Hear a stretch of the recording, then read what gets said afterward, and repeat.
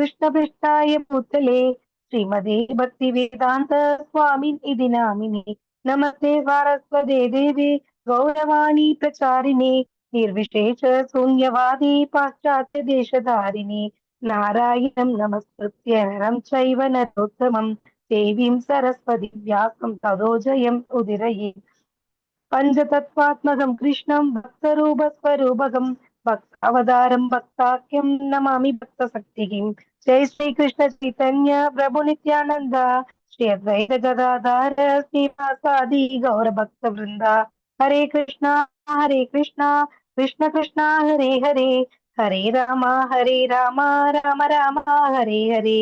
हरे कृष्णा कृष्ण कृष्णा हरे हरे, हरे रामा राम राम हरे हरे। हरे कृष्णा कृष्ण कृष्णा हरे हरे, हरे रामा राम राम हरे हरे। हरे कृष्णा माता जी। हरे कृष्णा माता जी। हरे कृष्णा माता जी। हरे कृष्णा माता जी। हरे कृष्णा माता जी। हरे कृष्णा माता जी। பவானி மாதாஜி, நான் வீடியோ ஆன் பண்றேன், கரெக்டா இருக்கான்றது சொல்லுங்க. கரெக்டா வச்சிருக்கேன்?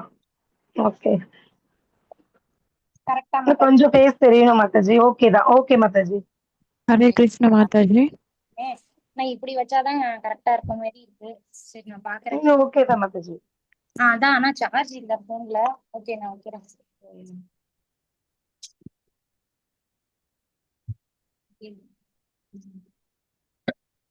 ஹரே கிருஷ்ணா. எல்லாருக்கும் ஹரே கிருஷ்ணா. இந்த L1 18 நாள் பகவத்கீதை வகுப்பிற்கு உங்கள் அனைவரையும் அன்போடு வருக வருக என்று இஸ்கான் மேங்களூர் சார்பாக வரவேற்கிறேன். நம்ம தெய்வங்கள் ஸ்ரீ ஸ்ரீ ராதா கோவிந்தரோட அருளோட இன்னைக்கு உள்ள கிளாஸை நம்ம ஸ்டார்ட் பண்ணலாம். ஓம் நமோ பகவதே வாசுதேவாய, ஓம் நமோ பகவதே வாசுதேவாய, ஓம் நமோ பகவதே வாசுதேவாய. ஓம் அஞ்ஞானதிமிராந்தஸ்ய ஞானாஞ்சனशलाकया चक्षुरुन्मीलितं येन तस्मै श्रीगुरवे नमः। श्री चैतन्य मनोभीष्टं स्थापितं येन भूतले स्वयं रूपकथा मह्यं ददाति स्वपदान्तिकं। वन्देऽहं श्रीगुरौ श्रीयुतपदकमलं श्रीगुरुन् वैष्णवां च श्रीरूपं साग्रजातं सहगण रघुनाथान्वितं तं सजीवं साद्वैतं सावधूतं परिजनसहितं कृष्ण चैतन्य देवं श्रीराधा कृष्णपादान् सहगण ललिता श्री विशाखान्वितां च। हे कृष्ण करुणा सिन्धु दीनबन्धु जगत्पते गोपेश गोपिका कान्ता राधा कान्ता नमोस्तुते। तप्त काञ्चन गौरांगे राधे वृंदावनेश्वरी ऋषभानुसुते देवी प्रणमामि हरिप्रिये। जय श्री कृष्ण चैतन्य प्रभु नित्यानंद श्री अद्वैत गदाधर श्रीवासादि गौरभक्त वृंदा। हरे कृष्णा कृष्ण कृष्णा हरे हरे, हरे राम राम राम हरे हरे। हरे कृष्णा कृष्ण कृष्णा हरे हरे, हरे राम राम राम हरे हरे। हरे कृष्णा। இன்னைக்கு நம்ம சாப்டர் 11 பார்க்க போறோம். சாப்டர் 11ஓட நேம் வந்து விஸ்வரூப தரிசனம். பகவான் வந்து விஸ்வரூபத்தை காட்ட போறாங்க. அதாவது நேத்திக்கு நம்ம சாப்டர் 10ல வந்து அர்ஜுனர் வந்து கேட்பாரு இல்லையா, பகவானே நான் எங்கெல்லாம் என்னை சுத்தி இந்த உலகத்துல ஃபுல்லா பாக்குற இடத்துல எல்லாம் பிரகலாத மகாராஜருக்கு எப்படி பாக்குற இடம் எல்லாம் நாராயணரா தெரிஞ்சாரோ அந்த மாதிரி அர்ஜுனர் வந்து கேக்குறாரு, இந்த பூமியில பாக்குற இடத்துல எங்கெல்லாம் நான் உங்களை பாக்குறது. அதுக்கு பகவான் வந்து ஒரு பெரிய லிஸ்டே போட்டாங்க இல்லையா. சோ அந்த லிஸ்ட் எல்லாத்தையும் பகவான் தன்னோட உடம்புல நீங்க காமிங்க எனக்கு அப்படின்ட்டு அர்ஜுனர் கேட்பாரு. சோ அதுதான் விஸ்வரூப தரிசனம். நேத்திக்கு நம்ம சொன்ன அந்த சார்ட்ல இருக்கிறது எல்லாமே பகவான் தான் உடம்புல இருக்கு அப்படின்றத காமிப்பாங்க. அதுதான் இன்னைக்கு பார்க்க போற விஸ்வரூப தரிசனம். சோ பாத்தீங்கன்னா ஃபர்ஸ்ட் 11th சாப்டர்ல மொத்தம் 55 ஸ்லோகம்ஸ் இருக்கு. நம்ம 55 ஸ்லோகம்ஸும் நம்ம பார்க்க போறது கிடையாது. ஸ்லைட் ஷோ போட்டேன். செலக்டட் ஸ்லோகாஸ் தான் லெவல் 1ல வந்து நம்ம பார்ப்போம். லெவல் 2ல தான் எல்லா ஸ்லோகமும் நம்ம பார்ப்போம். ஸோ 11th சாப்டர்ல பாத்தீங்கன்னா ஃபர்ஸ்ட் 4 ஸ்லோகம்ஸ் வந்து அர்ஜுனர் கேக்குறாரு இல்லையா, எனக்கு வந்து உங்களோட விஸ்வரூப தரிசனத்தை காட்டுங்க, எனக்கு ரொம்ப ஆசையா இருக்கு அப்படின்ட்டு சொல்லி கேட்பாங்க. அதுதான் ஃபர்ஸ்ட் 4 ஸ்லோகம்ஸ். அடுத்தது 5th ஸ்லோகம்ல இருந்து 8th ஸ்லோகம் வரைக்கும் பகவான் வந்து அவங்களோட விஸ்வரூப தரிசனம் எப்படி இருக்கும் அப்படின்றத ஒரு லைட்டா சொல்றாங்க. நீ பாக்குறதுக்கு ரெடியா அப்படின்ட்டு கேட்பாங்க. நான் பாக்குறதுக்கு ரெடி, நீங்க காமிங்க அப்படின்ட்டு சொல்லி அர்ஜுனர் சொல்லுவாரு. ஸோ 9 9th ஸ்லோகம்ல இருந்து 14th வரைக்கும் பகவான் காமிச்சிடுறாரு, விஸ்வரூப தரிசனத்தை காமிச்சிருவாரு. அர்ஜுனர் என்ன பாக்குறாரோ அதை அப்படியே சொல்றாரு. அதுதான் 9th ஸ்லோகம்ல இருந்து 14th ஸ்லோகம் வரைக்கும் நம்ம பார்ப்போம். அப்புறம் 15th இருந்து 31st ஸ்லோகம் வரைக்கும் அர்ஜுனரோட அவர் என்ன பார்த்தாரோ அதை எக்ஸ்பிளைன் பண்ணிக்கிட்டே இருப்பாரு 31st ஸ்லோகம் வரைக்கும். அதுக்கப்புறம் 32nd இருந்து 34th வரைக்கும் அர்ஜுனர் சில கேள்விகள் கேட்பாங்க, அதுக்கு கிருஷ்ணர் வந்து கொடுக்கக்கூடிய ஆன்சர்ஸ் தான் இந்த 2 ஸ்லோகம்ல பாக்குறது. அப்புறம் 35th இருந்து 46 வரைக்கும் என்னன்னா, பகவானோட விஸ்வரூப தரிசனத்தை பார்த்துட்டு அப்புறம் அர்ஜுனர் ரொம்ப பயந்துட்டு அச்சச்சோ பகவான் எப்பேற்பட்டவரு, நம்ம வந்து அவனை வாடா போடான்லாம் பேசியிருக்கோமே அப்படின்னு சொல்லி பகவான் கிட்ட மன்னிப்பு கேட்பாரு. அதுதான் ஒரு 10 ஸ்லோகம் அது. அப்புறம் கடைசியா 47ல இருந்து 55 வரைக்கும் தூய பக்தி. நேத்திக்கே 10th சாப்டர்ல பாத்தீங்கன்னா பகவான் வந்து கொஞ்சம் ஒரு 2 ஸ்லோகம்ல தூய பக்தி தொண்டுனா என்னது, தூய பக்தி சேவை எப்படி இருக்கும், தூய பக்தர்கள் எப்படி இருப்பாங்க அப்படின்றத சொன்னாங்க இல்லையா. சோ அதே விஷயம் இந்த சாப்டர்லயும் கொஞ்சம் சொல்லுவாங்க. நம்ம ஆரம்பிச்சிடலாம் 11th சாப்டர். ஓம் நமோ பகவதே வாசுதேவாய, ஓம் நமோ பகவதே வாசுதேவாய, ஓம் நமோ பகவதே வாசுதேவாய.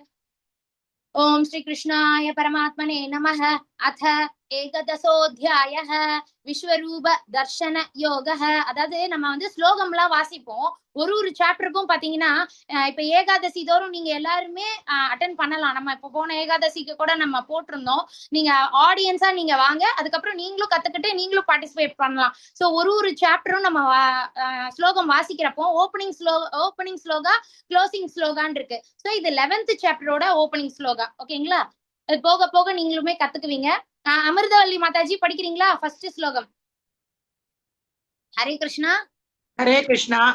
படிங்க மாதாஜி. மதனுகிரகாய பரமம் குஹ்யமத்யாத்ம சம்ஹிதம் யத்வயோக்தம் வசஸ்தேன மோஹோயம் விகதோ மம. டிரான்ஸ்லேஷன் படிச்சிருங்க. சரி. அர்ஜுனன் கூறினான், ஆன்மீகம் சம்பந்தமான பரம ரகசியங்களை அன்புடன் எனக்கு வழங்கியுள்ளீர்.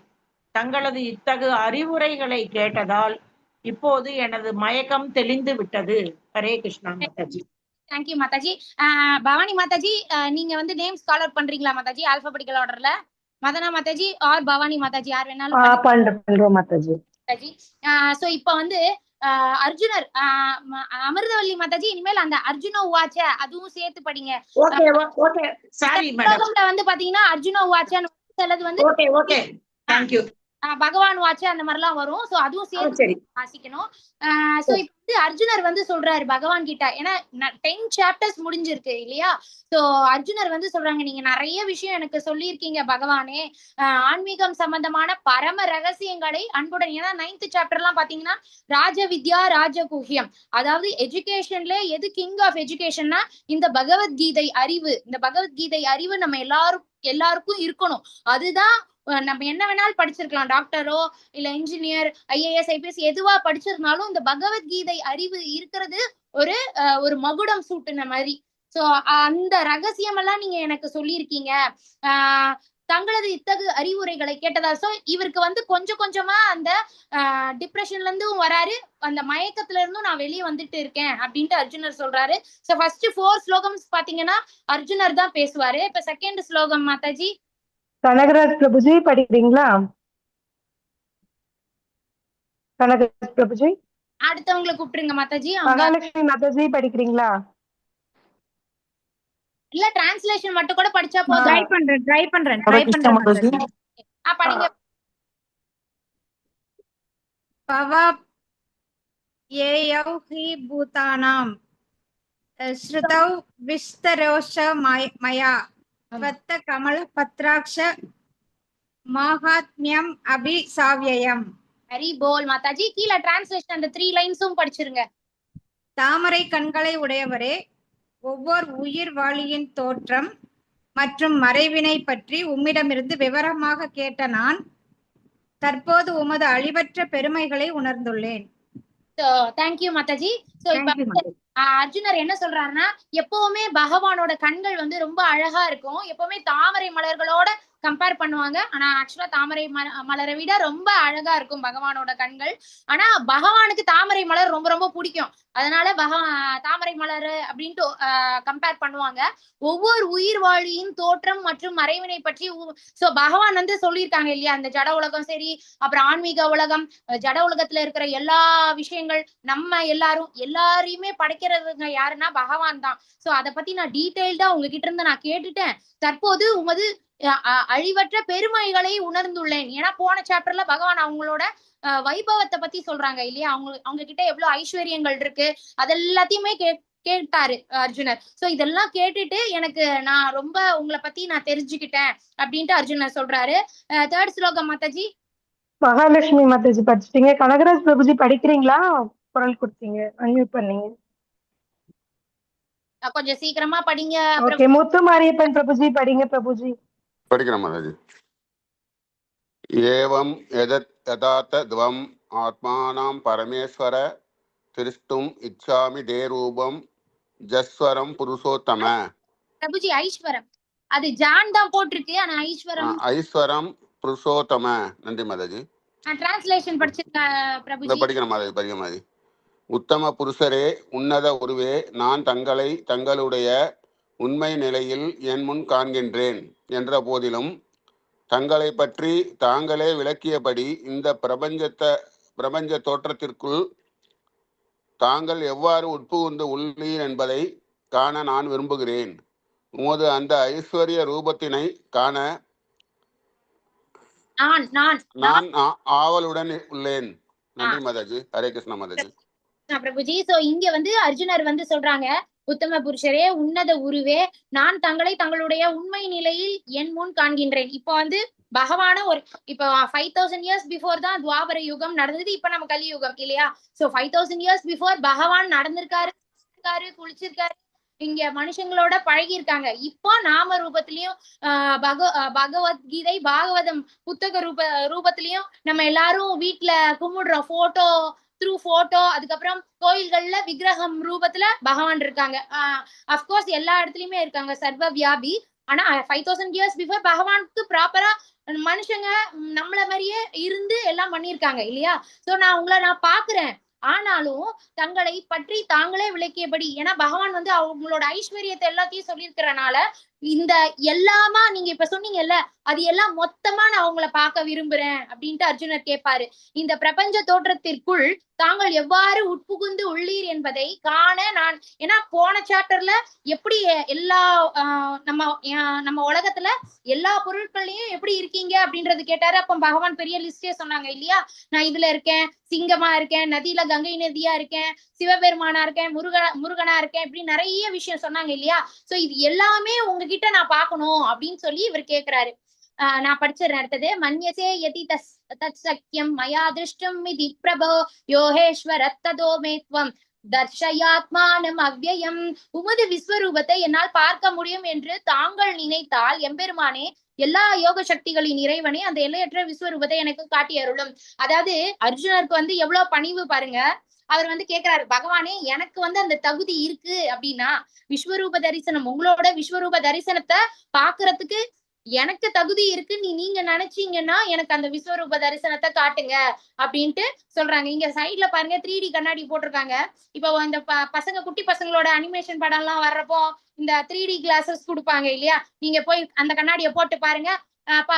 நல்லா ஒரு 3D எஃபெக்ட் சூப்பரா இருக்கும். அந்த கண்ணாடி இல்லாம பார்த்தா ஒரு மாதிரி மங்களா தெரியும் இல்லையா. சோ எதுக்கு இத போட்டிருக்காங்கன்னா, பகவானோட விஸ்வரூப தரிசனத்தை பார்க்கணும் அப்படின்னா சாதாரண இந்த கண்களால நம்மளால பார்க்க முடியாது. அதனால பகவான் சொல்றாங்க, ஓகே நான் உனக்கு என்னோட விஸ்வரூப தரிசனத்தை நான் காட்டுறேன்.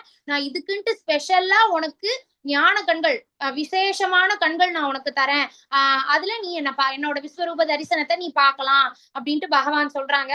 இது எல்லாமே பாத்தீங்கன்னா குருக்ஷேத்திர போர்க்களத்துல இது நடக்குது. எல்லாருமே இருக்காங்க, அந்த போர் வீரர்கள் எல்லாருமே இருக்காங்க. பகவான் வந்து ஒரு ஆலமரத்துக்கு கீழே பகவத்கீதைய உபதேசித்தாங்க அர்ஜுனருக்கு. அந்த ஆலமரம் இன்னும் கூட இருக்கு. அந்த குருஷேத்திர போர்க்களத்துல அந்த ஆலமரம் இன்னும் இருக்கு. 5000 years பிஃபோர் பகவான் சொன்னாங்க இல்லையா, அந்த ஆலமரம் பட்டு போகாம அவ்வளவு நல்லா இன்னும் இருக்கு. அந்த ஊர்ல இருக்கிற மக்கள் எல்லாம் பகவத்கீதை பாராயணம், அதுக்கப்புறம் விஷ்ணு சஹஸ்ரநாம பாராயணம் எல்லாம் அந்த மரத்துக்கு கீழே பண்றாங்க. நான் முடிஞ்சதுன்னா ஒரு நாளைக்கு நான் அந்த மரம் அது எல்லாமே காமிக்கிறேன். அந்த மரத்துக்கு கீழே பகவான் கிருஷ்ணரோட உருவம், அர்ஜுனர் அந்த தேரு குதிரைகள் இருக்கிற மாதிரி ஒரு சிலையும் செஞ்சு வச்சிருக்காங்க. சோ தினமும் பாத்தீங்கன்னா பக்தர்கள் வந்து அந்த ஆலமரத்துக்கு கீழே அமர்ந்து வாசிச்சுக்கிட்டு இருக்காங்க பகவத்கீதை. சோ இப்ப யாருக்கும் மத்த அந்த எந்த வீரர்களுக்கும் தெரியல பகவானோட இந்த விஸ்வரூப தரிசனம், வேற யாருக்குமே தெரியல, அர்ஜுனருக்கு மட்டும்தான் தெரியுது. ஏன்னா பகவான் வந்து அர்ஜுனருக்கு மட்டும் அந்த விசேஷமான கண்களை கொடுக்குறாங்க. இப்ப அடுத்த ஸ்லோகத்துல பாத்தீங்கன்னா புருஷோத்தமரான முழுமுதற் கடவுள் கூறினார். பகவான் வந்து சொல்றாங்க, ஸ்ரீ பகவான் உவாச்ச பஷ்யமே பார்த்த ரூபாணி சதவோ அத சர்வசஹ சஹஸ்ரஷஹ நானாவிதானி திவ்யானி நானா வர்ணாகிருதீனி ச.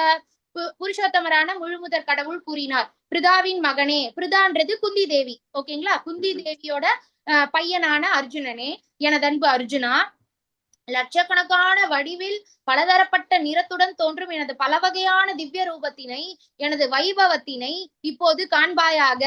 சோ பகவான் வந்து நான் காட்ட போறேன் அப்படின்ட்டு சொல்றாரு இந்த ஸ்லோகத்துல. அதுல பார்த்தோன்னா டிஃப்ரெண்ட் ஃபார்ம்ஸ் இருக்கும், டிஃப்ரெண்ட் கலர்ஸ் இருக்கும் அப்படின்ட்டு பகவான் சொல்றாங்க. என்னோட திவ்யமான அந்த ரூபம், அதாவது நேத்திக்கு நம்ம போன சாப்டர்ல அவங்களோட ஐஸ்வர்யத்தை சொன்னால அந்த எல்லா ஐஸ்வர்யத்தையும் இந்த விஸ்வரூப தரிசனத்துல காட்ட போறேன், நீ பாக்குறியா அப்படின்ட்டு சொல்லி பகவான் கேக்குறாங்க. இதுவும் பகவான் தான் சொல்றாங்க, பாரதர்களில் சிறந்தவனே, ஆதித்யர்கள், வசுக்கள், நேத்திக்கு பார்த்தோம்ல ஒரு லிஸ்ட், அத பகவான் மறுபடியும் சொல்றாங்க, எல்லாரையும் என்னோட உடம்புல இருக்காங்க, நீ இப்ப பாருன்னு சொல்லி விஸ்வரூப தரிசனத்தை காட்டுறாரு. அந்த இதுதான் அது. சோ அர்ஜுனர் இங்க இருக்காரு, அர்ஜுனருக்கு அந்த விஸ்வரூப தரிசனத்தை காட்டுறாங்க. அதுல எல்லா தேவர்கள் எல்லாருமே இருக்காங்க, முனிவர்கள், ரிஷிகள் எல்லாருமே இருக்காங்க. சோ இந்த 6th ஸ்லோகம்ல பாரு, அனைவரையும் இங்கே பார், இதற்கு முன்பு யாரும் கண்டிராத கேட்டிராத பல ஆச்சரியமான விஷயங்களையும் பாருன்னு சொல்லி இந்த போட்டோவை பாத்துக்கோங்க. சோ அவருக்கு எப்படி தெரியுதுன்னா, பூமி இந்த பூமியில இருக்காரு.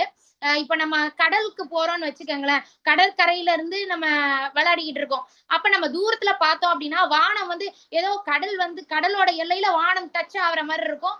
ஃபுல்லா பாக்குறப்போ நம்மளோட விஷனுக்கு கடல் ஃபுல்லா அப்படியே வானம் அவ்வளவுதான் தெரியும். அந்த மாதிரி அர்ஜுனருக்கு எப்படி இருக்குன்னா ஃபுல்லா, மாதாஜி மத்தவங்களை மியூட் பண்ணிக்கோங்க மாதாஜி, ஃபுல்லா பாத்தீங்கன்னா பகவான் மட்டும்தான் தெரியுறாரு. இவர் எறும்பு மாதிரி இருக்காரு அர்ஜுனர். பகவான் வந்து ஏன்னா விஸ்வரூபம் அப்படின்னாலே என்ன அர்த்தம், ரொம்ப பெருசு.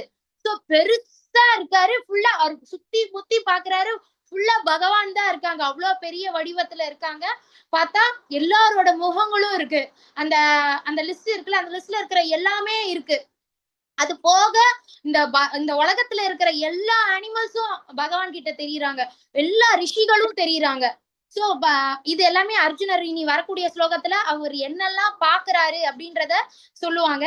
சோ இது வரைக்கும் நீ இந்த விஸ்வரூப தரிசனத்துல இதெல்லாம் இருக்கும்ன்றத நீ பார்த்திருக்கவும் மாட்ட, கேட்டிருக்கவும் மாட்ட, இப்ப நீ பாரு அப்படின்னு பகவான் சொல்றாங்க. சோ இதெல்லாம் வந்து சஞ்சயன் வந்து திருதராஷ்டிரருக்கு லைவ் கமெண்ட்ரி கொடுத்துட்டு இருக்கிறாரு. பகவான் வந்து இது மாதிரி விஸ்வரூப தரிசனத்தை அர்ஜுனருக்கு காமிச்சுக்கிட்டு இருக்காரு. மன்னா இவ்வாறு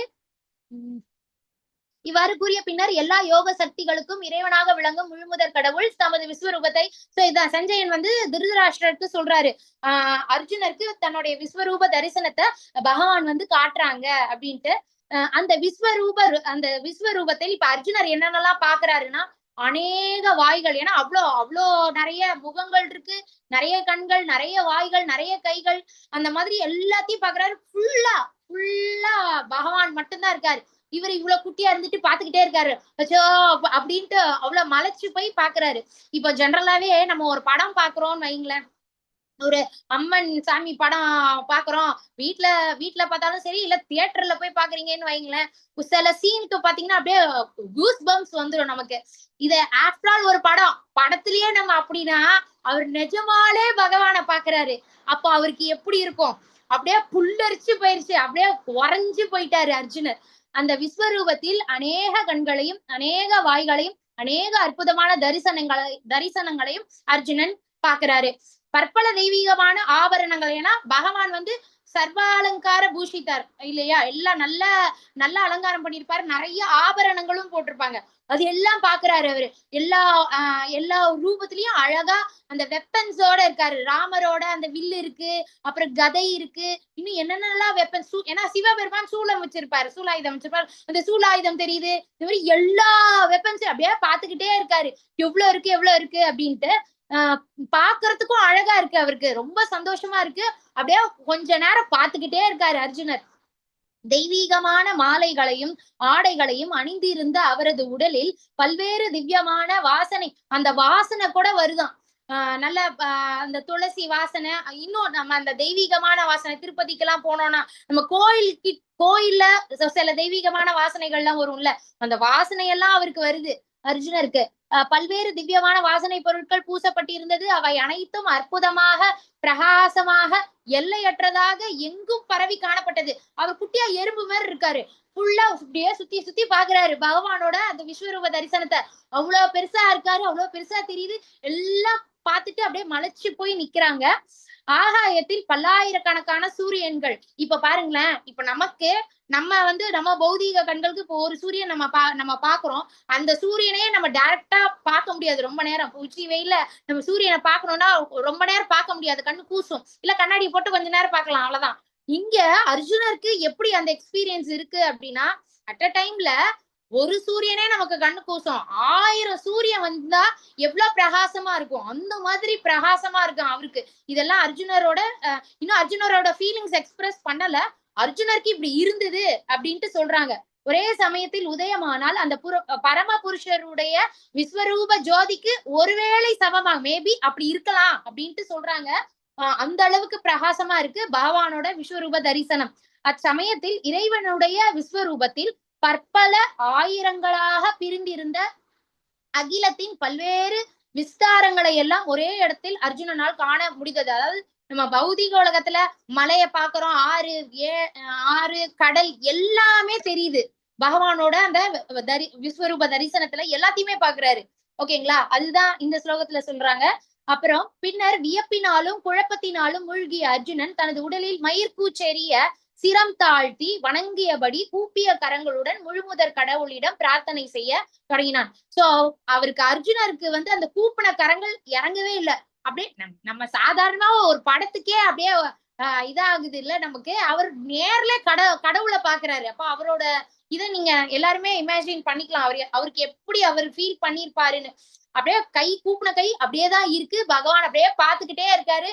கீழே விழுந்து கும்பிடுறாரு, அப்படியே மயிர் பூச்சி எரியுது. ஏன்னா பின்ன நமக்கு ஜென்ரலாவே இப்ப கோயில்ல பகவான் நல்ல பிரம்மாண்டமா விக்கிரகங்கள் இருந்தது அப்படின்னாலுமே நமக்கு பார்த்துட்டு மயிர் பூச்சி எரியும். அங்க பகவான் லிட்டரலா இருக்காங்க இல்லையா, பாக்குறாங்க. விஸ்வரூப தரிசனத்தை தாங்கிக்கிற சக்தி அவருக்கு ஒரு அளவுக்கு இருந்தனாலதான் அவரு இது பண்றாரு. ஆனாலுமே அந்த விஸ்வரூபத்தை பார்த்துட்டு அப்புறம் அவரு பயந்துடுவாரு. அதையும் சொல்லுவாங்க இத இங்க.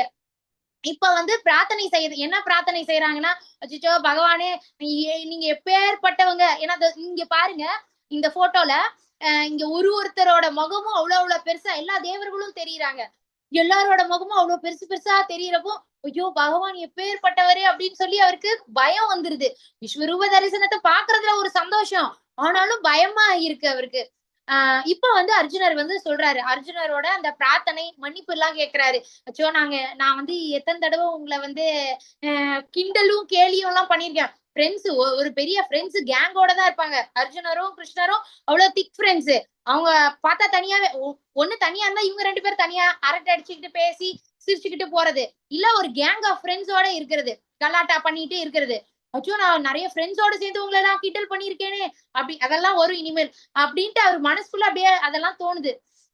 அர்ஜுனன் கூறினான், எனது அன்பிற்குரிய இறைவனே கிருஷ்ணா, எல்லா தேவர்களும் பற்பல இதர உயிரினங்களும் உமது உடலில் சிறப்பாக வீற்று இருப்பதை நான் காண்கிறேன். இப்ப நான் சொன்னேன்ல, எல்லா விஷயங்களும் பாக்குறாரு. எல்லா அனிமல்ஸும் இருக்கு. இங்க உலகத்துல பாக்குற எல்லா அனிமல்ஸும் பகவானோட உடம்புல இருக்கு. எல்லா தேவர்களும் பகவானோட உடம்புல இருக்காங்க. அதுக்கப்புறம் தாமரை மலரில் அமர்ந்துள்ள பிரம்மதேவன், சிவபெருமான் எல்லாரையும் நான் உங்ககிட்ட பாக்குறேன். பல்வேறு ரிஷிகள் மற்றும் திவ்யமான நாகங்கள், எவ்வளவு வெரைட்டிஸ் ஆஃப் நாகங்கள் எல்லாம் பகவானோட உடம்புல இவர் பாக்குறாரு. உலகத்தின் இறைவனே, விஸ்வரூபமே, நான் உமது உடலில் பற்பல கைகளும் வயிறுகளும் வாய்களும் கண்களும் எல்லையற்றும் எங்கும் பரவி, அந்த ஒரு முடிவே இல்ல. அந்த விஸ்வரூப தரிசனத்தை இவர் கேட்டார்ல, பகவான் ஓகே நான் காமிக்கிறேன்னு சொல்லி காமிக்கிறாரு. அதுக்கு ஒரு ஆரம்பமும் தெரியல, எண்டும் தெரியல, மிடில் எங்க இருக்குன்னு தேடுறாரு, எதுவுமே அவருக்கு புரியல. அந்த அளவுக்கு பெருசா விஸ்வரூப தரிசனத்தை பகவான் வந்து காமிக்கிறாங்க. அளக்க முடியாத சூரிய ஒளி அல்லது கொழுந்து விட்டு எரியும் நெருப்பினை போன்று எல்லா இப்போ ஒரு நெருப்பு நம்ம கேம்ப் ஃபயர் நெருப்பு எரியுதுன்னா ஒரு சுற்று அளவுக்கு நல்ல வெளிச்சம் தெரியும் இல்லையா? சோ இங்க வந்து அவருக்கு எப்படி இருக்குன்னா எக்ஸ்பீரியன்ஸ், சூரிய ஒளி நல்லா, சூரியன் டே டைம் ஃபுல்லாவே நமக்கு சூரிய வெளிச்சம் நல்லா இருக்கும் இல்லையா? ஒரு சூரியனுக்கே இந்த அளவுக்கு வெளிச்சம் இருக்கு. சோ ஆனா இந்த பிரகாசம் எப்படி இருக்குன்னா அவரால் எக்ஸ்பிளைனே பண்ண முடியல.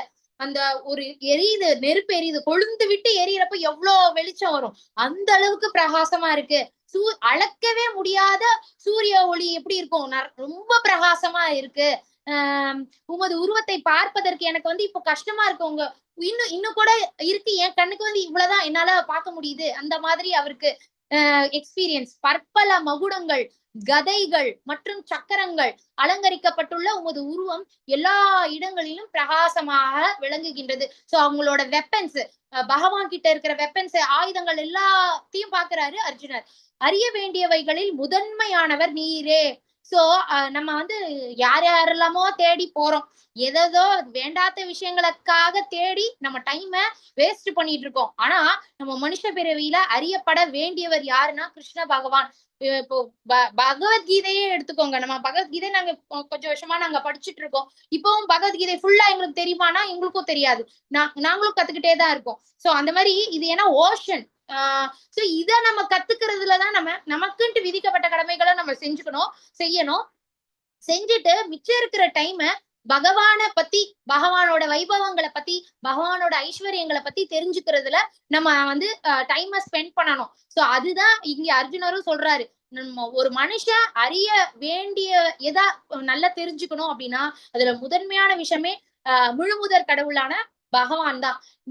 முதன்மையானவர் நீரே, எல்லா அகிலங்களுக்கும் இறுதி ஆதாரம் நீரே, நீர் அழிவற்றவர். ஏன்னா பகவானுக்கு அழிவே இல்லை, நமக்கு தான் அழிவு இருக்கு, பகவானுக்கு அழிவே கிடையாது. நம்ம எல்லாருமே தான் அழிதலுக்கு உட்பட்டவர்கள், இந்த உலகமும் அழிதலுக்கு உட்பட்டது. ஆனா பகவானுக்கு அழிவு இல்ல. மிக பழமையானவர், ஏன்னா அவர் தானே ஆதி மூலமேன்ட்டு இவர் கூப்பிடுறாரு இல்லையா அந்த கஜேந்திர மோட்சத்துல. ஏன்னா ஆதி மூலமா இருக்கிறது பகவான் தான். தர்மத்தின் நித்திய பாதுகாவலர், ஏன்னா தர்மத்தை காக்குறது பகவான் தான். துவாபர யுகம் முடிஞ்சு கலியுகம் வருது இல்லையா? துவாபர யுகத்துல எதுக்கு கிருஷ்ணாவதாரம் வந்தது? ஏன்னா பூமி மாதா வந்து சொல்றாங்க, இங்க ரொம்ப அதர்மம் செய்யறவங்க நிறைய பேர் இருக்காங்க, என்னால அந்த பாரத்தை தாங்க முடியலன்னு அவங்க போய் பிரம்மா கிட்ட போவாங்க. அப்ப பிரம்மா வந்து சொல்வாரு, இது என்கிட்ட என்னால எதுவுமே பண்ண முடியாது, நம்ம கிருஷ்ணர் கிட்டதான் போகணும், வா பகவான் கிட்ட போவோம். 2 பேர் போறப்பந்தான் பகவான் எல்லா பிளானும் சொல்லுவாங்க. இந்த மாதிரி தேவகி வசுதேவருக்கு மகனா நான் பிறக்கிறேன், அதுக்கப்புறம் ஆதிசேஷன் வந்து பலராமனா பிறப்பாரு, அந்த பிளான் எல்லாமே சொல்றாரு. சோ அதுக்காக தான் இந்த தர்மத்தை நிலைநாட்டுறதுக்கும் பக்தர்களை காப்பதற்காகவும் துஷ்டர்களை கம்ப்ளீட்டா அழிக்கிறதுக்காகவும் தான் பகவானே வராங்க. சோ தர்மத்தை பாதுகாக்கிறது யாருன்னா பகவான், கிருஷ்ண பகவான். சோ அதையும் இவர் வந்து புரிஞ்சுக்கிறாரு. தர்மத்தின் நித்திய பாதுகாவலர் மற்றும் புருஷோத்தமராகிய முழுமுதற் கடவுள், இதுவே எனது அபிப்பிராயம் அப்படின்ட்டு அர்ஜுனர் வந்து சொல்றாரு. தாங்கள் ஒருவரே என்ற போதிலும் வானம் பூமி மற்றும் இரண்டிற்கும் அர்ஜுனருக்கு எப்படி இருக்குன்னா, நீங்க ஒருத்தர் தான், ஆனா இந்த வானத்துக்கும் பூமிக்கும் இடப்பட்ட அந்த கேப் ஃபுல்லாவே உங்களோட விஸ்வரூப தரிசனத்தை தான் நான் பாக்குறேன். மற்றும் இரண்டிற்கும் இடைப்பட்ட இடம் என எல்லா திசைகளிலும் வியாபித்துள்ளீர். நீங்க பகவானை வந்து நம்ம ஒரு இதுல சுருக்கவே முடியாது, அது ஃபுல்லா எக்ஸ்பேண்ட் ஆகிதான் இருப்பாரு. ஒரு ஆட்டம்குள்ளேயும் அவரால் போக முடியும், ஒரு பெரிய அனிமல்குள்ளேயும் அவரால் போக முடியும். சோ அவரை வந்து அவர் இவ்வளவுதான் அப்படின்னு நம்ம யாருமே ஜட்ஜ் பண்ண முடியாது. அதுதான் இங்க அர்ஜுனரும் சொல்றாரு, நீங்க எல்லா திசைகளிலையும் எக்ஸ்பேண்ட் ஆகியிருக்கீங்க. மகாத்மாவே இந்த அற்புதமான உக்ர ரூபத்தை கண்டு உலகம் குழம்பியுள்ளது. சோ அந்த விஸ்வரூப தரிசனத்துல பயங்கரமா ஃபேஸ், இப்ப அசுரர்களை கொல்றப்போ பகவானோட உக்ர ஃபேஸ் அதுவும் இருக்கு இந்த விஸ்வரூப தரிசனத்துல. சோ அத பார்த்துட்டு இவரு கொஞ்சம் பயந்துட்டாரு, கொஞ்சம் இல்ல ரொம்பவே பயந்துட்டாரு அர்ஜுனர். இந்த உக்ர ரூபத்தை எல்லாம் பாக்குறப்போ உலகம் கூட குழம்புது, நானும் கொஞ்சம் என் மனசும் கொஞ்சம் குழம்புது அப்படின்ட்டு அர்ஜுனர் சொல்றாரு. தேவர்கள் அனைவரும் உம்மிடம் சரணடைந்து, சோ இவரு இந்த விஸ்வரூப தரிசனத்துல அர்ஜுனர் வந்து பாக்குறாரு. பார்த்தா சில ரிஷிகள்லாம் பகவானை கும்பிட்டுட்டு இருக்காங்க. அப்புறம் சில தேவர்கள்லாம் வந்து இது தொட்டு திருவடிய தொட்டு கும்பிட்டு இருக்காங்க. அப்புறம் உம்மில் சில பேர் வந்து உங்க பகவானோட உடம்புக்குள்ள ஐக்கியம் ஆகுறாங்க. இது எல்லாமே இவர் பார்த்துட்டு இருக்காரு அர்ஜுனர். அவர்களில் சிலர் மிகவும் அச்சமுற்று கூப்பிய சில தேவர்கள் வந்து ஏதோ தப்பு பண்ணியிருக்காங்க, அதனால பகவானே பகவானேன்னு சொல்லி பயந்துகிட்டே கூப்பின கரங்களோட இருக்கிறதையும் நான் பாக்குறேன். அப்புறம் மகாரிஷிகளும் சித்தர்களும் அமைதி என்று கதறியபடி அவங்க சில பேர் வேத மந்திரங்கள் எல்லாம் சொல்லிட்டு இருக்காங்க, அதையும் நான் பாக்குறேன் அப்படின்ட்டு அர்ஜுனர் சொல்றாரு. அதுக்கப்புறம் வலிமையான புஜங்களை உடையவரே, உமது பற்பல முகங்கள், கண்கள், கைகள், வயிறுகள், கால்கள் மற்றும் உமது பற்பல பயங்கரமான பற்களை கண்டு தேவர்கள் உட்பட எல்லாருமே குழப்பத்துல இருக்காங்க. அதாவது பகவானோட நிறைய ஃபேஸையும் பாக்குறாங்க. அந்த உக்ரமான ஃபேஸ் இதோ பாருங்க, இங்க பார்த்தானா பல்லு, அந்த வாயை திறந்து பல்லு அதெல்லாம் தெரியுது. அதெல்லாம் பார்த்து தேவர்களும் பயப்படுறாங்க, நானும் கொஞ்சம் பயமா இருக்கு, எனக்கும் கொஞ்சம் பயமா இருக்கு அப்படின்ற அர்ஜுனர் சொல்றாரு. எங்கும் நிறைந்த விஷ்ணுவே, வானத்தை தொடும் உமது பற்பல ஒளிரும் நிறங்கள், ஏன்னா டிஃப்ரெண்ட் கலர்ஸ்ல பகவான் வந்து காட்சி தராங்க அர்ஜுனருக்கு. திறந்த வாய்கள் மற்றும் பிரகாசிக்க கூடிய கண்கள் வந்து நல்ல விசாலமா இருக்கு. உண்மை நான் காணும் போது எனது மனம் பயத்தினால் குழம்புது. சோ பயந்துட்டாரு அர்ஜுனர். எனது மனதின் சமநிலையை தக்க வைப்பது. சோ இப்ப எனக்கு என் மனசே வந்து ரொம்ப பயத்துல இருக்கு, நான் வந்து சரியான சமநிலையில இருக்கிறது எனக்கே கஷ்டமா இருக்கு அப்படின்னு சொல்லி அவர் சொல்றாரு. தனது கூட்டத்தை சேர்ந்த மன்னர்களுடன் திருதராஷ்டிரர் எல்லா இப்ப வந்து இந்த ஸ்லோகம்ல என்ன சொல்றாங்கன்னா, உங்களோட வாய்க்குள்ள போறத நான் பாக்குறேன். அதாவது திருதராஷ்டிரரோட அந்த 100 பசங்களும் உங்க வாய்க்குள்ள போறாங்க, என் தாத்தா பீஷ்மர் போறாங்க, என்னோட குரு துரோணாச்சாரியார் போறாங்க, கர்ணன் போறான், எல்லா வீரர்களும் உங்க வாய்க்குள்ள போறத நான் பாக்குறேன். சில பேர் வந்து உங்களோட பல்லுக்கு இடையில கடிபடுறாங்க, நசுக்கப்படுறாங்க, அதையும் நான் பாக்குறேன் அப்படின்ட்டு இவர் சொல்றாரு. அதுக்கப்புறம் நதிகளின் பல்வேறு அலைகள், இப்ப சின்ன சின்ன சிற்றாறு எல்லாம் இருக்குன்னா அதெல்லாம் ஓடிக்கிட்டே இருக்கும் இல்லையா, நதி அதெல்லாம் ஓடிக்கிட்டே இருக்கும். ஒரு ஸ்டேஜ்ல பார்த்தா அது கடலோட கலக்கும் இல்லைங்களா. அவர் சொல்றாரு அந்த மாதிரி இந்த தேவர்கள் எல்லாம் உங்க இந்த யாரெல்லாம் இந்த மாவீரர்கள்லாம் எப்படி நதிகள்லாம் கடலை நோக்கி போகுதோ, இந்த வீரர்கள் எல்லாம் உங்க வாயை நோக்கி எல்லாரும் உள்ள வந்துட்டு இருக்காங்க, அதையும் நான் பாக்குறேன் அப்படின்ட்டு அர்ஜுனர் சொல்றாரு. இப்ப இவ்வளவும் சொல்றாரா. அப்புறம் பகவான் வந்து சொல்றாங்க, இப்ப வந்து இவர் கேக்குறாரு, யாரு அர்ஜுனர், பகவானே எல்லாத்தையும் நான் பாக்குறேன், இங்க வந்து நீங்க வந்ததற்கான நோக்கம் என்ன, இவங்க எல்லாரும் சாகுறாங்களே, இதெல்லாம் எதுக்காக இதெல்லாம் நடக்குது அப்படின்னு கேக்குறப்பதான் பகவான் சொல்றாங்க, காலமா இருக்கிறது நான். நேத்திக்கே நம்ம பார்த்தோம் இல்லையா, காலமா இருக்கிறது நானு அப்படின்ட்டு பகவான் சொல்லியிருக்காங்க. உலகங்களை அழிப்பவற்றில் மிக பெரியவன். ஏன்னா இந்த உலகத்தை அழிக்கணும்னா பகவானால மட்டும்தான் முடியும், வேற யாராலையும் அழிக்க முடியாது. எல்லா மக்களையும் அழிப்பதற்காக நான் வந்துள்ளேன். எல்லா மக்களையும்னா அந்த துவாபர யுகம் அப்போ, ஏன்னா அப்போ அந்த ஸ்டேஜ்ல மகாபாரத போர் நடக்கிறப்போ 90% ஃபுல்லா அதர்மம் செய்யறவங்க தான் இருந்தாங்க. சோ அதர்மம் நிறைய செய்யறவங்க இருக்காங்கன்னா அவங்களை கம்ப்ளீட்டா வாஷ் பண்ணிதான் ஆகணும். சோ அதுதான் பகவான் சொல்றாங்க, நான் எல்லாரையுமே கொல்ல போறேன், உங்களை மட்டும் நான் விட்டுருவேன், பாண்டவர்களை மட்டும் நான் விட்டுருவேன், மத்த எல்லாருமே சாகத்தான் போறாங்க அப்படின்ட்டு பகவான் சொல்றாங்க. உங்களை தவிர இரு தரப்பிலும் உள்ள எல்லா வீரர்களும் அழிக்கப்படுவர். சோ பாண்டவர்களோட படை வீரர்கள் எல்லாருமே கொல்லப்பட போறாங்க, கௌரவர்களையும் கம்ப்ளீட்டா எல்லாருமே சாக போறாங்க, இதுதான் என்னோட நோக்கம் அப்படின்ட்டு பகவான் சொல்றாங்க. சோ அதனால நீ வந்து எந்த வருத்தமும் படாத, இவனுங்களெல்லாம் நான் கொல்ல போறேன், எனக்கு என்ன பாவம் வந்து சேருமோ அப்படிலாம் நீ நினைக்காத. நீ வந்து ஜஸ்ட் ஒரு இன்ஸ்ட்ருமெண்ட், நான் தான் எல்லாம் செய்ய போறேன், நீ ஜஸ்ட் பேரை மட்டும் வாங்கிட்டு போ, அர்ஜுனர் தான் ஜெயிச்சாருன்னு. ஆனா உன்னை வந்து ஒரு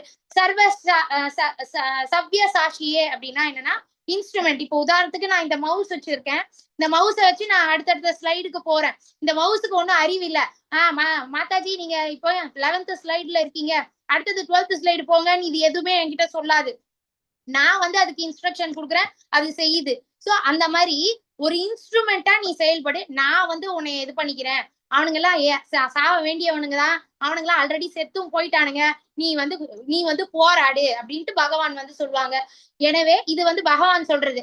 சோ விஸ்வரூப தரிசனத்தை காட்டியாச்சு. பகவான் வந்து சொல்றாங்க எல்லாரும் சாகிறதையும் இவர் பாக்குறாரு அர்ஜுனர். எனவே எழுந்து போரிட தயாராகு. சோ எந்திரி போதும், எந்திரிச்சு நீ போராடு. உனது எதிரிகளை வென்று புகழுடன் வளமாக அரசினை அனுபவிப்பாயாக. சோ நீ இந்த இதுல பகவானே சொல்லிட்டாங்க, அதுக்கப்புறம் என்ன வேணும் இல்லையா? ஜோசியர்காரன் இல்ல, பகவானே சொல்றாங்க இது நீ ஜெயிப்ப, நீ நல்லா ஆட்சி பண்ணு. எனது ஏற்பாட்டால் இவங்க எல்லாருமே ஏற்கனவே செத்துட்டானுங்க. சோ நீ வந்து ஜஸ்ட் ஒரு இன்ஸ்ட்ருமெண்ட், சும்மா பேர் எடுத்துக்கோ அப்படின்ட்டு. எனவே சவ்யசாட்சியே போரில் ஒரு கருவியாக மட்டும் செயல்படுவாயாக அப்படின்ட்டு பகவான் வந்து இங்க சொல்றாங்க.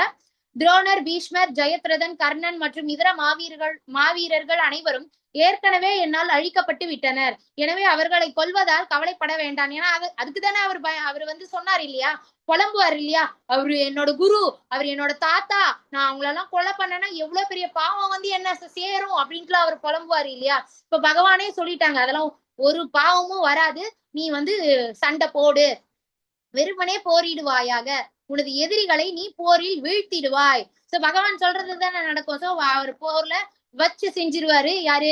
அர்ஜுனர். திருதராஷ்டிரனிடம் சஞ்சயன் இது எல்லாத்தையும் இப்ப சஞ்சயன் சொல்றான், பகவானே இப்படி சொல்லிட்டாங்க, சோ பசங்க அழியறது உறுதி அப்படின்ற மாதிரி சஞ்சயன் திருதராஷ்டிரர் கிட்ட சொல்வாரு. மன்னா, முழுமுதற் கடவுளிடம் இருந்து இத்தகு உரையை கேட்ட அர்ஜுனன் கூப்பிய கரங்களுடன் நடுங்கியபடி மீண்டும் மீண்டும் அவரை வணங்கினான். ஏன்னா இன்னும் விஸ்வரூப தரிசனத்துல பகவான் இருந்து சொல்லிட்டு இருக்காங்க. சோ அவர் வந்து கூப்பின கரங்கள் எடுக்கவே இல்லை, அப்படியே கூப்பின கரங்களோட எல்லாத்தையும் கேட்டுட்டு இருக்காரு. சோ இப்ப கூப்பின கரங்களோடய அவர் சொல்றாரு, யாரு? அர்ஜுனர் வந்து சொல்றாரு, புலன்களின் அதிபதியே. இப்போ ஏன் புலன்களின் அதிபதியேன்னு கிருஷ்ண பகவான சொல்றாங்க அப்படின்னா, இத பத்தியும் நீங்க முன்னாடி உள்ள சாப்டர்ஸ்ல எல்லாம் மாதாஜி சொல்லியிருப்பாங்க, திலகவதி மாதாஜி. நம்ம ஐம்புலன்களையும் கட்டுப்பாடோட வச்சுக்கணும். அந்த ஐம்புலன்களையும் கட்டுப்படுத்தி கிருஷ்ண பக்தி பண்ணணும் அப்படின்னா நம்ம நினைச்சா மட்டும் போதாது, நம்ம முயற்சி இருக்கு, பகவானோட அருளும் வேணும். பகவானோட ஹெல்ப் இல்லாம நம்ம புலன்களை கட்டுப்படுத்தவே முடியாது. சோ புலன்களுக்கு அதிபதியா இருக்கிற பகவானே, உமது திருநாமத்தை கேட்பதால் உலகம் ஆனந்தம் அடைகின்றது. இப்ப பாத்தீங்கன்னா பகவத்கீதை ஸ்லோகங்களா இருக்கட்டும், ஏகாதசி நம்ம லிஸ்ட் பாத்தீங்கன்னா அவ்வளவு பேரு, அவங்களுக்கு எல்லாருக்கும் பாத்தீங்கன்னா அவ்வளவு ருச்சி வந்துருச்சு பகவத்கீதை ஸ்லோகங்கள். மாதாஜி எங்க பேர் போடுங்க போட்டி போட்டுட்டு வருவாங்க. சோ 10 ஸ்லோகமா அவ்வளோ பெரிய லிஸ்ட் நம்ம தமிழ் டிபார்ட்மெண்ட்ல பாத்தீங்கன்னா. சோ ஏன்னா அந்த ருச்சி வந்துருச்சு. சோ நமக்கு வந்து பகவானோட நாமம், அது ஸ்லோகமா இருக்கலாம், பாட்டா இருக்கலாம், இல்ல ஜஸ்ட் ஹரே கிருஷ்ணா மகாமந்திரம். சில பேருக்கு பாத்தீங்கன்னா ஜபம் பண்றது ரொம்ப ரொம்ப பிடிக்கும். நான் நாள் ஃபுல்லா ஹரிதாஸ் தாக்கூர் மாதிரி எனக்கு நாள் ஃபுல்லா பண்ண சொல்லுங்க, நான் பண்ணிக்கிட்டே இருப்பேன் அப்படின்ட்டு இருப்பாங்க. சோ டிஃப்ரெண்ட் ஒருத்தரோட இன்ட்ரெஸ்ட் பொறுத்து. சோ யாருக்கெல்லாம் அந்த திருநாமத்தை கேக்குறாங்களோ அவங்க சந்தோஷமா இருப்பாங்க. அவங்க ஜபம் பண்றவங்களா இருக்கட்டும், ஸ்லோகங்கள் வாசிக்கிறவங்களா இருக்கட்டும், அவங்க தனியா அந்த கிருஷ்ண ஸ்மரணையில நல்ல சந்தோஷமா இருப்பாங்க. அதன் மூலம் அனைவரும் உம்மிடம் பற்றுதல் கொள்கின்றனர். சோ அந்த தூய பக்தி தொண்டுமே அதுதான். பகவான் கிட்ட மட்டும்தான் பற்றுதலோட இருப்பாங்க. வேற எந்த இந்த மெட்டீரியல் வேர்ல்டுல இருக்கிற பற்றுதல்லாம் அவங்களுக்கு ரொம்ப பற்று வச்சிருக்க மாட்டாங்க. பகவான திருப்தி படுத்துற மாதிரியான செயல்கள்ல மட்டும்தான் ஈடுபடுவாங்க. என்டையர் டே பாத்தீங்கன்னா கிருஷ்ண உணர்வோட அவங்க செயல்களை எல்லாமே செஞ்சுட்டு வருவாங்க. சோ இப்படி உங்களோட நாமத்தை சொல்றது மூலியமாவே உங்க மேல பற்றுதல் வருது எல்லாருக்கும். சித்தர்கள் மரியாதையுடன் உண்மை வணங்கும் அதே சமயத்தில் அசுரர்கள் அச்சமுற்று இங்கு.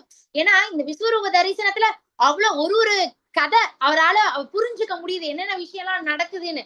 இங்க கும்பிட்டு இருக்காங்க, சில பேர் வேதங்கள் உச்சாரணம் பண்ணிட்டு இருக்காங்க. பார்த்தா சில அசுரர்கள் வந்து பயந்து ஓடிக்கிட்டு இருக்காங்களே, சாமி கொல்ல போது பயந்தா என்ன ஆகும் இல்லையா? சோ அசுரர்கள் இங்கேயும் அங்கேயும் ஓடிக்கிட்டு இருக்காங்க உங்களை பார்த்து பயந்து. இது எல்லாமே நான் பாக்குறேன் அப்படின்ட்டு அர்ஜுனர் சொல்றாரு. மகாத்மாவே, பிரம்மாவை விட சிறந்தவரே, நீங்களே ஆதி படைப்பாளர். இப்ப வந்து கிருஷ்ண பகவான் வந்து ஒரு வேலை, ஒரு ரெஸ்பான்சிபிள், நீ அதாவது இந்த வேலைக்கு நீ ரெஸ்பான்சிபிள் அப்படின்னு சொல்லி அலாட் பண்ணி கொடுத்துட்டாங்க. சோ பிரம்மாவை வந்து படைத்தல் தொழில நீ செஞ்சுக்கோ அப்படின்னு சொல்லி அவர்கிட்ட அந்த பொறுப்பை ஒப்படைச்சிட்டாங்க. சோ பிரம்மா வந்து அந்த கிரியேஷன் அந்த தொழில செஞ்ச அந்த இதை பண்ணிட்டு அந்த ஆக்டிவிட்டியை பண்ணிட்டு இருந்தாலும் நம்ம இப்ப நான் இந்த ஜென்மத்துல நம்ம எல்லாருமே இந்த ஜென்மத்துல இந்த உடலோட இருக்கோம் அப்படின்னா நம்ம பூர்வ ஜென்மத்துல செஞ்ச அந்த பாவ புண்ணியங்களுக்கு ஏத்த மாதிரி நமக்கு இந்த ஜென்மத்துல இப்படி ஒரு உடல் கிடைக்குது.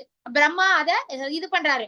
ஆனாலும் அல்டிமேட்டா டெசிஷன் யாரு எடுக்கிறா அப்படின்னா பகவானோட குறுக்கீடு இல்லாம நம்ம இந்த உடல் நமக்கு இந்த உடல் கிடைக்க பெறல.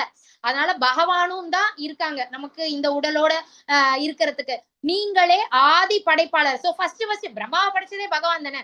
சோ ஃபர்ஸ்ட் யாரு படைச்சாங்கன்னா நீங்க தான். சோ நீங்களே ஆதி படைப்பாளர். எனவே அவர்கள் மரியாதை கலந்த வணக்கங்களை ஏன் உங்களுக்கு எல்லாரும் கும்பிடுறாங்க இல்லையா? சோ இப்பேற்பட்ட உங்களை எல்லாரும் கும்பிடதான் செய்வாங்க. எல்லையற்றவரே, தேவர்களின் தேவனே, ஏன்னா எல்லா தேவர்களுக்கும் தலைவனா இருக்கிறதும் நான் தான் அப்படின்னு பகவான் சொல்லியிருக்காங்க. அகிலத்தின் அடைக்கலமே. நம்ம எல்லாருமே ஒரு ஸ்டேஜ்ல பார்த்தோம்னா பகவானோட திருவடியை தான் நம்ம அடைக்கலமா இருக்கலாம். இப்ப இந்த மெட்டீரியல் வேர்ல்டுல ஒரு ஹஸ்பண்ட் வந்து நினைக்கலாம் என் ஒய்ஃப் என்ன ரொம்ப நல்லா டேக் கேர் பண்ணிக்கிறா. ஒய்ஃப் வந்து நினைக்கலாம் ஹஸ்பண்ட் தான் எனக்கு அவ்வளோ சப்போர்ட். குழந்தைங்க நினைக்கலாம் எங்களுக்கு எங்க அப்பா அம்மா இருக்காங்க அப்படின்ட்டு. ஆனா ஹஸ்பண்ட் இல்லாம நிறைய பேர் இருக்காங்க, ஒய்ஃப் இல்லாம நிறைய பேர் இருக்காங்க, குழந்தைங்க இல்லாம ஹஸ்பண்ட் ஒய்ஃப் இருக்காங்க, நிறைய குழந்தைங்களுக்கு அப்பா அம்மா இல்லாம இருக்காங்க இல்லையா? நிறைய இது இருக்கு. இங்க யாருமே வருத்தப்பட வேணாம், பகவான் இருக்காங்க நமக்கு. சோ இந்த மாதிரி கஷ்டத்துல இருக்கிறவங்க எல்லாருமே விழக்கூடிய ஒரே திருவடி நீங்க தான். சோ நீங்க உங்ககிட்ட நாங்க வந்துட்டா நீங்க கண்டிப்பா காப்பாத்துவீங்கன்னு எங்களுக்கு தெரியும். சோ நீங்க தான் அல்டிமேட் அடைக்கலமா இருக்கிறது. நீங்க தான் தாங்களே அழிவற்றவர். அது நம்ம நிறைய தடவை நிறைய ஸ்லோகத்துல அவர் சொல்லியிருக்காரு இல்லையா? எல்லா காரணங்களுக்கும் காரணம். சோ எல்லா விஷயமும் கல் ஏன் இப்படி இருக்கு, மண் ஏன் இப்படி இருக்கு, தண்ணி ஏன் டிரான்ஸ்பரண்டா இருக்கு, சோ இதெல்லாமே பகவானோட டிசைன். எல்லா காரணங்களுக்கும் காரணமா இருக்கிறவங்க நீங்க தான். இந்த ஜட தோற்றத்திற்கு அப்பாற்பட்டவர். ஏன்னா நம்ம வந்து அதான் சொல்றேனே, பகவான் வந்து இப்படிதான் இருப்பாங்க. பகவானுக்கு வந்து ஒரு ப்ராப்பரா உருவம் இருக்கும் அப்படின்னா அவர் ப்ராப்பரா உருவமா இருப்பாரு, ப்ராப்பரா உருவம் இல்லாமலும் இருப்பாரு. இப்ப புரி ஜெகநாத சுவாமிக்கு பாத்தீங்கன்னா கால்கள் கிடையாது, கைகள் மட்டும்தான். கைகளுமே இப்படி இருக்கும் இல்லையா? சோ எல்லாமே பகவான் முடிவு பண்றது, நம்ம முடிவு பண்றது எதுவுமே இல்ல. நீரே ஆதி தேவர், புருஷர், மிகவும் பழமையானவர், படைக்கப்பட்ட இந்த உலகத்தின் இறுதி அழிப்பை பார்த்த அதேதான். அனைத்தும் அறிந்தவரும் அறியப்பட வேண்டியவரும் நீரே. பௌதிக குணங்களுக்கு அப்பாற்பட்ட உன்னத அடைக்கலம் நீரே. சோ பகவானை பத்தி தெரிஞ்சுக்கணும்னா இது நம்ம இந்த மெட்டீரியல் லைஃப தாண்டி நம்ம இந்த பகவத்கீதை இதெல்லாம் வந்து அதான் சொல்றேன்ல, இதெல்லாம் தாண்டின விஷயம். பகவத்கீதை படிக்கிறோம், பகவானை பத்தி தெரிஞ்சுக்கிறோம் அப்படின்னா அது எல்லாமே பௌதீக விஷயத்துல இருந்து அப்பாற்பட்டு நம்ம வந்தா மட்டும்தான் பகவானை வந்து நம்ம தெரிஞ்சுக்க முடியும். எல்லையற்ற ரூபமே. ஏன்னா இப்ப விஸ்வரூப தரிசனத்துல அவர் பாக்குறாரு, அவருக்கு அந்த விஸ்வரூபத்துக்கு ஒரு ஸ்டார்டிங்கும் இல்ல, ஒரு எண்டும் இல்ல. அந்த அளவுக்கு வியாபிச்சு இருக்காங்க, அந்த அளவுக்கு எக்ஸ்பேண்ட் ஆகி தெரியுறாங்க பகவான். உண்மை எனது நண்பன், இதெல்லாம் அர்ஜுனர் சொல்றாரு. இப்போ வந்து அவரு மன்னிப்பு கேட்கிறாரு. நான் வந்து உங்களை என்னோட ஃப்ரெண்டா நினைச்சு, இப்ப ஃப்ரெண்டுனா எந்த அளவுக்கு, அதுவும் ஆம்பளை பசங்க வந்து எப்படி எல்லாம் பேசிக்குவாங்க இல்லையா? மரியாதை கொஞ்சம் கூட இருக்காது. ஏன்னா அவ்வளவு க்ளோஸ் அவங்க ரெண்டு பேரும். சோ அப்படி நான் பேசியிருக்கேன், மரியாதையும் இல்லாம நான் உங்களை நிறைய தடவை கிண்டல் எல்லாம் பண்ணியிருக்கேன். அச்சுச்சோ, அதனால நீங்க மன்னிச்சிருங்க அப்படின்னு சொல்லுவாரு இங்க பகவான் கிட்டதோ. இந்த போட்டோல இருக்கு பாருங்க, பித்தத்தினாலோ பிரேமையினாலோ. இப்போ ரொம்ப இந்த லவ்வர்ஸும் அப்படிதான், அவங்க என்ன செய்யறாங்கன்றது அவங்களுக்கே தெரியாது.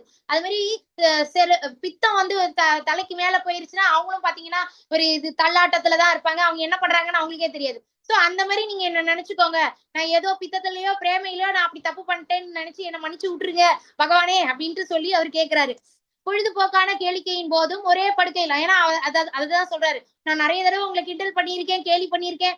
சில சமயம் தனியா நம்ம ரெண்டு பேரும் தனியா இருக்கும் போதும் நான் உங்களை கிண்டல் பண்ணியிருக்கேன், ஃப்ரெண்ட்ஸ் கேங்கோட இருக்கும் போதும் உங்களை கிண்டல் பண்ணியிருக்கேன், அதெல்லாம் தப்பா நினைச்சுக்காதீங்க பகவானே அப்படின்ட்டு அவர் கேட்கிறாரு.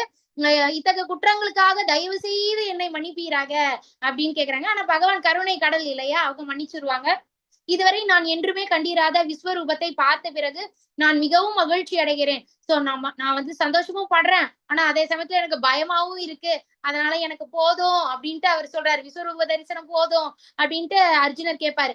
எனவே தேவர்களின் இறைவனே, அகிலத்தின் அடைக்கலமே, என் மீது கருணை காட்டி மீண்டும் தங்களது தெய்வீக ரூபத்தை காட்டி அருள் புரிவீராக.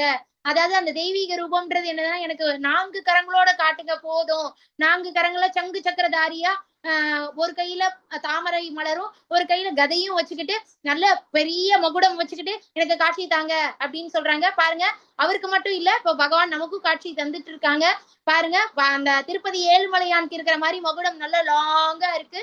ஒரு கையில தாமரை புஷ்பத்தோட, இன்னொரு கையில கதை இருக்கு, சங்கு சக்கரம் தாமரை மலர் மேல பகவான் காட்சி கொடுத்துட்டு இருக்காங்க. ஓகேங்களா? சோ இந்த ரூபத்துல அர்ஜுனர் கேட்டாரு. சோ அர்ஜுனர் கேட்டதுமே அந்த விஸ்வரூப தரிசனத்தை மறைச்சிட்டு 4 கரங்களோட பகவான் வந்து காட்சி கொடுக்கறாங்க. விஸ்வரூபமே, 1000 கரங்களுடைய இறைவனே, தலையில் மகுடத்துடனும் கைகளில் சங்கு சக்கரம் கதை மற்றும் தாமரை மலருடனும் விளங்கும் உமது 4 கை உருவில் உம்மை காண நான் விரும்புகிறேன். அவர் சொன்னதும் பகவான் இப்படி காமிச்சிட்டாங்க. அந்த ரூபத்தில் காண நான் பேராவல் கொண்டுள்ளேன். குரு வம்ச வீரர்களில் சேர்ந்தவனே. இப்ப இது வந்து பகவான் சொல்றாங்க, 48th ஸ்லோகம். சோ குரு வம்ச வீரர்கள்ல அர்ஜுனர், ஏன்னா அர்ஜுனர் ரொம்ப சிறந்த வில்லு இது பண்றதுல ரொம்ப சிறந்தவர் இல்லையா? எனது இந்த விஸ்வரூபத்தை இப்ப வந்து பகவான் என்ன சொல்றாங்கன்னா, இந்த விஸ்வரூப தரிசனத்தை நான் யாருக்குமே காமிச்சது இல்ல, உனக்கு மட்டும்தான் நான் காமிச்சிருக்கேன். அப்ப அவருக்கு, அர்ஜுனருக்கு வந்து எவ்வளவு ஸ்பெஷலா ஃபீல் பண்ணுவாரு இல்லையா? அதுதான் உண்மை. பகவான் வந்து உண்மையதான் சொல்றாங்க. நான் யாருக்குமே காண்பித்து கொடுத்தது இல்ல. அதுவும் இந்த உலகத்துல, இந்த ஜட உலகத்துல சான்ஸே இல்ல, நான் காண்பிச்சதே இல்ல. நான் உனக்கு மட்டும்தான் காண்பிச்சிருக்கேன். யாருக்கெல்லாம், எப்பேற்பட்ட உங்களுக்கு எல்லாம் கூட காமிச்சது இல்ல அப்படின்றத சொல்றாங்க. பாருங்க, வேதங்களை படிப்பதாலோ, இப்ப சில பேர் நல்ல வேதம், இந்த ரிக் யஜு சாம அதர்வன வேதங்கள் இருக்கு இல்லையா, நான் அதெல்லாம் படிச்சிருக்கேன், எனக்கு நல்லா தெரியும் அப்படின்னு அகந்தையோட இருக்காங்க அப்படின்னா, அவங்களுக்கு எல்லாம் நான் என்னோட விஸ்வரூப தரிசனத்தை காட்ட மாட்டேன். யாகங்கள் நல்லா சூப்பரா செய்யறாங்க. ஏன்னா யாகங்கள்ல எப்படி சொல்லப்பட்டிருக்கோ சாஸ்திரங்கள்ல அதுபடி செய்யணும், பெர்ஃபெக்டா செய்யணும். அதே மாதிரி பெர்ஃபெக்டா செஞ்சவங்களுக்கு கூட நான் என்னோட விஸ்வரூப தரிசனத்தை காட்டல. தானங்கள் சூப்பரா செஞ்சிருக்காங்க, அவங்களுக்கும் நான் என்னோட விஸ்வரூப தரிசனத்தை காட்டல. புண்ணிய செயல்கள்ல நிறைய ஈடுபட்டு இருக்கவங்க கிட்ட கூட நான் என்னோட விஸ்வரூப தரிசனத்தை நான் காட்டுனது இல்ல. கடும் தவங்கள் செஞ்சவங்க, அவங்களுக்கும் என்னோட விஸ்வரூப தரிசனத்தை நான் காட்டினது இல்ல. எனது இந்த உருவத்தை ஜட உலகில் காண்பது என்பது இயலாதது ஆகும். சான்ஸே இல்ல. விஸ்வரூப தரிசனம் இந்த ஜட உலகத்துல நான் காமிச்சு கொடுத்ததே கிடையாது, ஆனா நான் உனக்கு காமிச்சிருக்கேன் அப்படின்ட்டு பகவான் சொல்றாங்க. எனது இந்த கோரமான, இப்ப ஏன்னா அவர் அர்ஜுனர் சொல்வார்ல, அந்த அந்த விஸ்வரூப தரிசனத்துல பகவானோட உக்ரமான அந்த முகம், அதையும் பார்த்து அவர் பயந்துட்டாரு. சோ அததான் பகவான் இங்க சொல்றாங்க, என்னோட கோரமான உருவத்தையும் நீ பாத்துட்ட, அதனால நீ கொஞ்சம் பயந்துட்டன்றது எனக்கு தெரியும், அதனால நான் என்னோட விஸ்வரூப தரிசனத்தை இதோட முடிச்சுக்கிறேன். பகவான் வந்து ஸ்டார்ட் பண்றப்பவும் சொல்றாரு, ரெடி ஆகிறதுக்கு நான் காமிக்க போறேன்னு சொல்றாரு. இப்ப விஸ்வரூப தரிசனத்தை காட்டி, சரி நீ போதும் நான் முடிச்சுக்கிறேன் அப்படின்னு சொல்லி சுருக்கி அர்ஜுனர் கேட்கிற மாதிரி இந்த 4 திருக்கரங்களோட காட்சி கொடுக்குறாரு. இப்ப இந்த 4 திருக்கரங்களையும் பார்த்துட்டு, இது எல்லாமே சஞ்சயனும் இவர்கிட்ட சொல்லிட்டு இருக்காரு, திருதராஷ்டிரர் கிட்ட. புருஷோத்தமரான முழுமுதற் கடவுள் கிருஷ்ணர் அர்ஜுனனிடம் இவ்வாறு பேசிய பிறகு 4 கரங்களை உடைய தனது சுய உருவையும் இறுதியில் 2 கரங்களுடனான உருவையும் காட்டி அச்சமுற்றி இருந்த அர்ஜுனனை உற்சாகப்படுத்தினார். இப்ப 4 திருக்கரங்களோட காட்சி கொடுத்தாரு இல்லையா? அர்ஜுனர் வந்து பகவானே போதும் பகவானே, நீ எப்போதும் நான் சின்ன வயசுல இருந்து பார்த்த அந்த 2 கரங்களோட இருக்கிற கிருஷ்ணாவா நீ வா அப்படின்ட்டு சொல்லிடுவாரு. சோ பகவான் வந்து அந்த 2 கரங்களோட இருக்கிற மாதிரி வந்துருவாங்க. இந்த இந்த இந்த பிக்சர்ல பாருங்க, இந்த எல்லோ கலர் ட்ரெஸ் போட்டிருக்காங்க இல்லையா? சோ 2 கரங்களோட எப்போதும் பழகுன அந்த கிருஷ்ணர் உருவத்துல பகவான் வந்துடுறாங்க. அப்பாடா நீ போதும் அப்படின்னு சொல்லி நல்லா ஹக் பண்ணிட்டு, போதும் கிருஷ்ணா, இது இனிமே நான் கேட்க மாட்டேன், எனக்கு போதும், நீ இப்படியே இந்த 2 கரங்களோடயே இரு அப்படின்னு சொல்லி அவருக்கு அப்பந்தான் அவரை இது பண்ணிக்கிறாரு, ஆசுவாசப்படுத்திக்கிறாரு.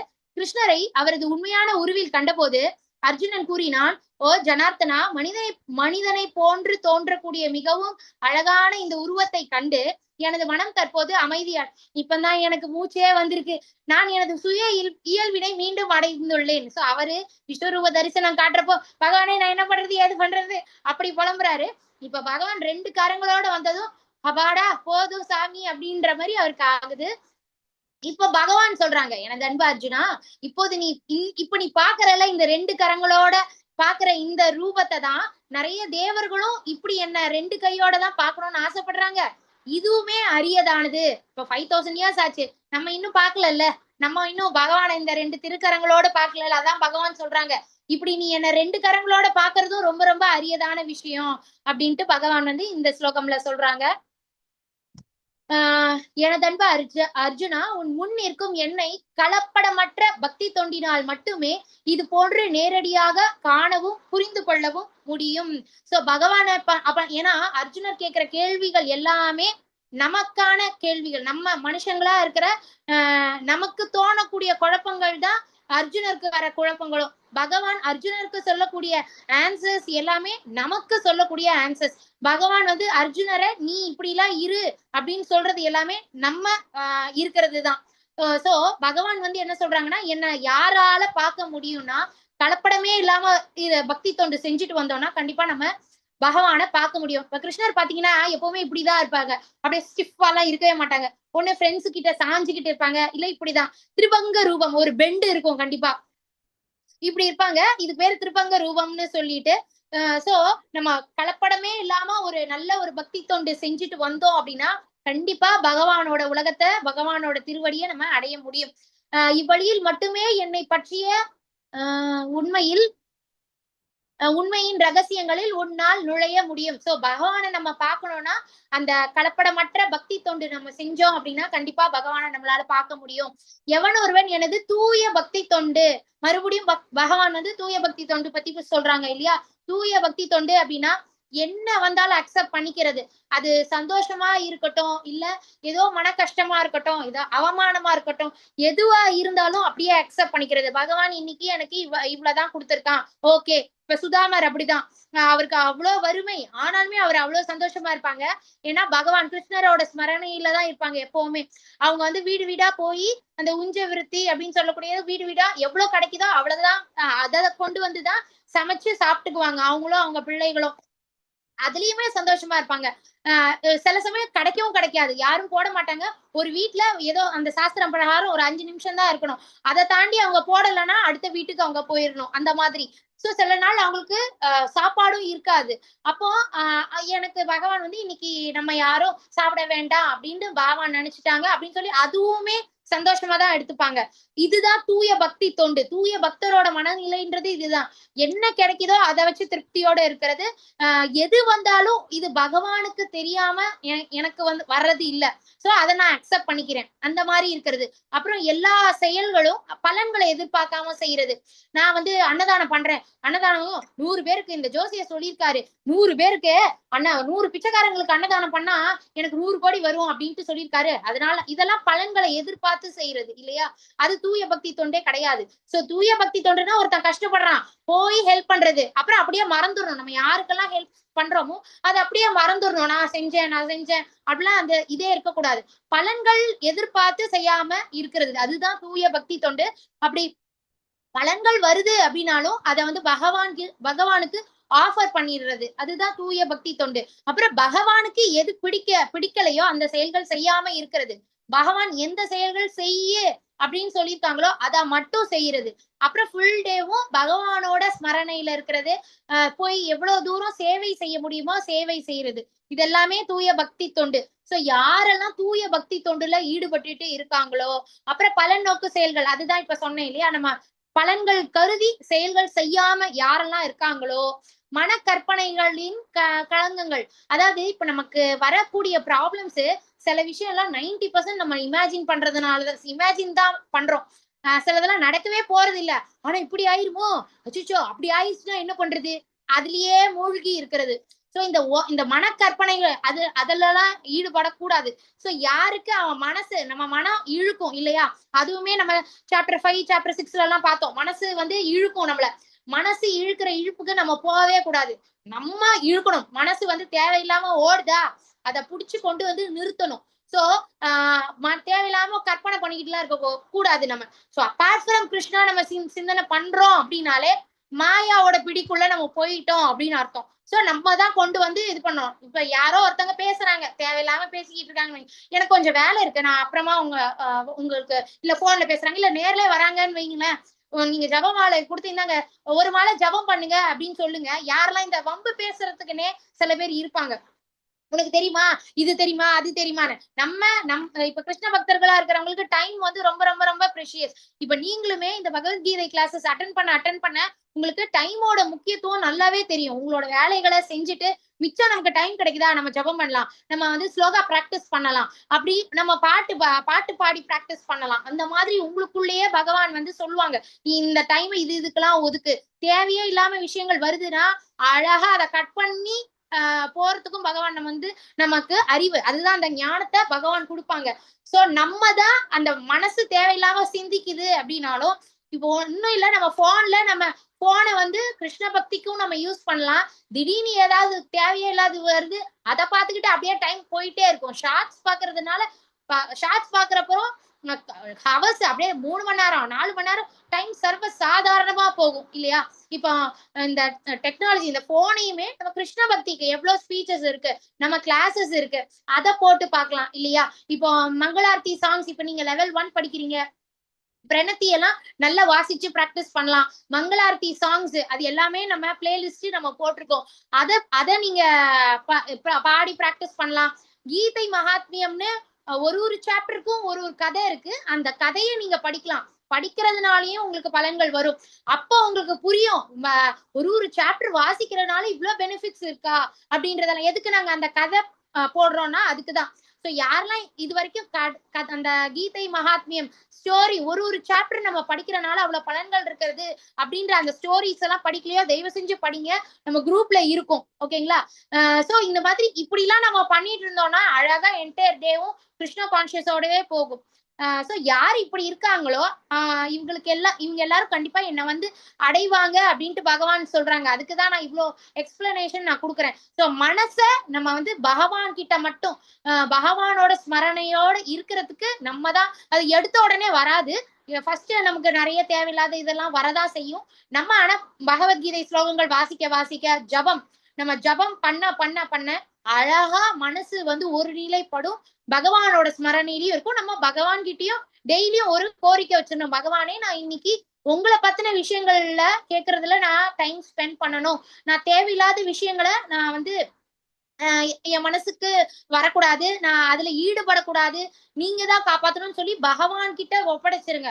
ஏன்னா பகவானோட ஹெல்ப் இல்லாம ஒரு நாள் ஃபுல்லா நம்ம கிருஷ்ணர் உணர்வோட இருக்கிறது கொஞ்சம் இல்ல ரொம்பவே கஷ்டம். ஏன்னா நம்ம முக்காவாசி நேரம் பாத்தீங்கன்னா மாயையோட பிடியில தான் இருக்கும். எப்பெல்லாம் நம்ம அபார்ட் ஃப்ரம் நம்ம பேசுற பேச்சுகள்லயே கிருஷ்ணரை பத்தி எவ்வளவு விஷயம் இருக்கு, இல்ல தேவையில்லாத விஷயம், ஆடி மாசம் வாங்கடி நம்ம போலாண்டி, இந்த கடையில இவ்வளவு ஆஃபர் போட்டிருக்கான், நம்ம இவ்வளவு பட்டுப்புடவை வாங்கலாம், இவன் நகை வாங்கலாம், அது வாங்கலாம், அதுல எல்லாம் பகவானே இல்லையா?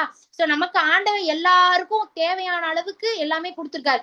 இன்னும் வேணும்னு ஏன் நம்ம போகணும்? நம்ம வந்து கிடைச்சிருக்க இந்த மனுஷ பிறவில நமக்கு கிருஷ்ண பத்தி தெரிஞ்சுக்கிட்டதே ரொம்ப லேட்டா தான் நம்ம தெரிஞ்சிருக்கோம். சோ மேக்சிமம் நம்ம ஆசைப்பட்டுதான் நம்ம இங்க வந்திருக்கோம். சோ ஆசைக்கு நம்ம இது பண்ணிக்கலாம், அதுக்கு ஃபுல்லாவே அதுலயே ஈடுபட்டுட்டு இருக்கக்கூடாது. சோ இந்த மனக்கற்பனைகள், அப்புறம் களங்கங்கள்னா நிறைய விதமான களங்கள். நம்ம தேவையில்லாத சிந்திச்சுட்டு இருக்கோம்னா அதெல்லாம் களங்கம். நம்ம பக்தி தொண்டு, பக்தி பாதை, இப்ப நம்ம கிருஷ்ணரை பத்தி பாத்துட்டு இருக்கோம், கிருஷ்ணரை பத்தி கேட்டுட்டு இருக்கோம், இப்ப போன்ல நம்ம உபன்யாசம் இல்ல ஸ்பீச் கிருஷ்ணரை பத்தி கேட்டுட்டு இருக்கோம், திடீர்னு நடுல வேற ஏதோ வருது, அப்புறம் பார்த்தா நம்ம அதுக்கு பின்னாடியே அதுலயே பாத்துக்கிட்டு இருக்கோம், அப்படியே இதை விட்டுட்டோம், அப்படியே அம்போடு விட்டுட்டோம் கிருஷ்ணர் அப்படியே வெயிட் பண்ணிட்டே இருப்பாரு, சரி எப்ப வரான்னு பாப்போம் அப்படின்ட்டு. சோ இங்க வந்து பகவான் வந்து யாரையுமே ஃபோர்ஸே பண்ண மாட்டாங்க. நீ எப்ப வர, இப்ப எனக்கு கும்பிடுறியா கும்பிடு, இப்ப நீ கும்பிடலையா, உனக்கு இன்ட்ரெஸ்ட் வேற இதுலயா இருக்கா, ஓகே நீ என்ஜாய் பண்ணிக்கோ, நீ எப்ப வரியா வா, இன்னும் எத்தனை ஜென்மம் எடுக்கிறியா, அந்த மாதிரிதான் பகவான் ஃபோர்ஸே பண்ண மாட்டாங்க. சோ நம்ம கையில தான் இருக்கு, நம்ம தான் ரொம்ப ஜாக்கிரதையா இருக்கணும். சோ இந்த களங்கங்கள் இதுல இருந்து யாரெல்லாம் விடுபட்டு இருக்கானோ, அப்புறம் எனக்காக பகவானுக்காக நான் செயல்கள் செய்யறேன், அந்த ஒரு மைண்ட் செட் இருக்கிறது. நான் ஏன் ஸ்லோகம் நிறைய பேருக்கு சொல்லி கொடுக்குறேன், ஏன்னா பகவானுக்கு பிடிக்கும். நான் ஏன் பகவத்கீதை கிளாஸஸ் இங்க நடக்குது, வாங்க வாங்கன்னு நான் நிறைய பேர்கிட்ட சொல்றேன். எதுக்கு சொல்றேன், ஏன்னா பகவானுக்கு அது பிடிக்கும், அதனால நான் செய்யறேன். இப்படி இந்த மாதிரி பகவானுக்கு பிடிக்கிற விஷயங்கள்ல எல்லாம் நான் யாரெல்லாம் செயல்பட்டுட்டு வரானோ, என்னை தனது வாழ்வின் பரம இலக்கு, என்னோட டெஸ்டினேஷன் பகவானோட திருவடியை அடையிறதுதான் என்னோட டெஸ்டினேஷன் அப்படின்ட்டு இருப்பாங்க இல்லையா, அவங்க எல்லாரும் கண்டிப்பா பகவான் வந்து சொல்றாரு அவன் எல்லாரும் என்னதான் வந்து அடைவான் அப்படின்ட்டு. இப்ப சில பேர் இருப்பாங்க ஆல்ரெடி அவங்க பணக்காரங்களா தான் இருப்பாங்க, ஏதோ ஒரு பிசினஸ் பண்ணிக்கிட்டு இருக்காங்கன்னு வைங்க, அவங்க கிட்ட பேட்டி எடுக்கிறாங்க ஒருத்தங்க. அப்ப அவங்க கேக்குறாங்க, அந்த பேட்டி எடுக்கிறவரு, உங்களோட டார்கெட் என்னது அப்படின்ட்டு. ஏதோ ஒரு பிஸ்கெட் ஃபேக்டரி வச்சிருக்காங்கன்னு வச்சுக்கோங்க. அவர் சொல்றாரு எனக்கு மாசம் இப்ப வந்து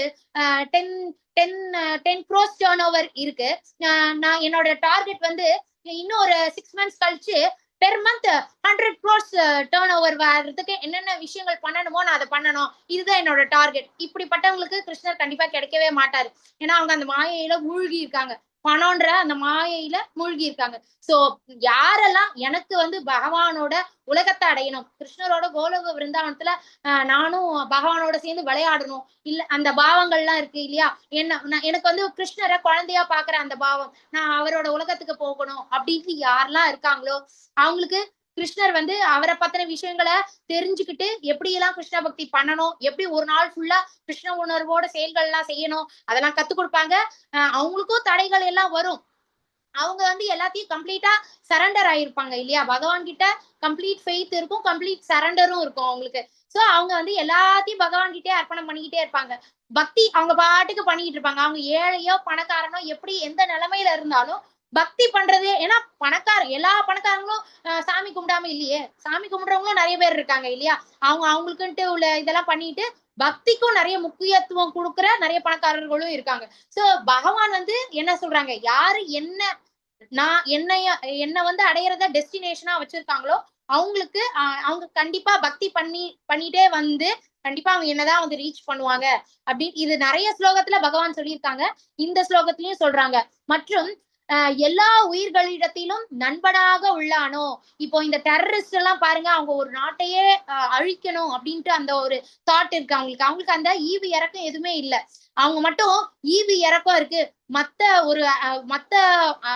மத்த மனுஷங்களெல்லாம் கொல்றோமே இது எவ்வளவு பெரிய பாவம், அதெல்லாம் தெரிஞ்சு அவங்க செய்யறாங்க. அவங்க தனியா ஒரு பைத்தியக்காரத்தனத்துல இருக்காங்க, அவங்களுக்கு அந்த பகவத்கீதை அறிவு இல்ல, இதெல்லாம் பாவ செயல்கள், ஒரு மனுஷனுக்கு இன்னொரு மனுஷனை தண்டிக்கிற உரிமை கிடையாது, அந்த இது இல்ல அவங்களுக்கு, அந்த புரிதல் இல்ல இல்லையா.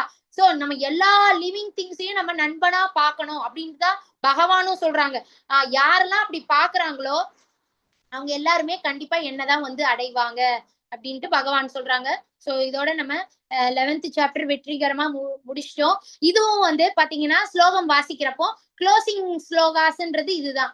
ஓம் தத் சதிதி ஸ்ரீமத் பகவத்கீதாசு உபனிஷத்சு பிரம்ம வித்யாயாம் யோக சாஸ்திரே ஸ்ரீ கிருஷ்ண அர்ஜுன சம்வாதே விஸ்வரூப தர்ஷன யோகோ நாம ஏகதசோத்யாயः.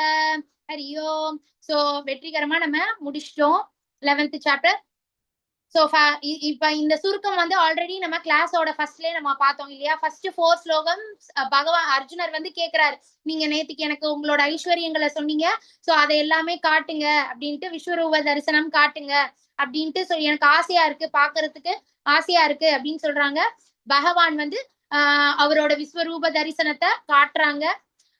அப்புறம் 9th ஸ்லோகம்ல இருந்து 14th ஸ்லோகம் வரைக்கும் அர்ஜுனர் எப்படி ஃபீல் பண்றாரு, எப்படி இருக்கு அந்த விஸ்வரூப தரிசனம் எப்படி இருக்கு அப்படின்றத எக்ஸ்பிளைன் பண்றாரு.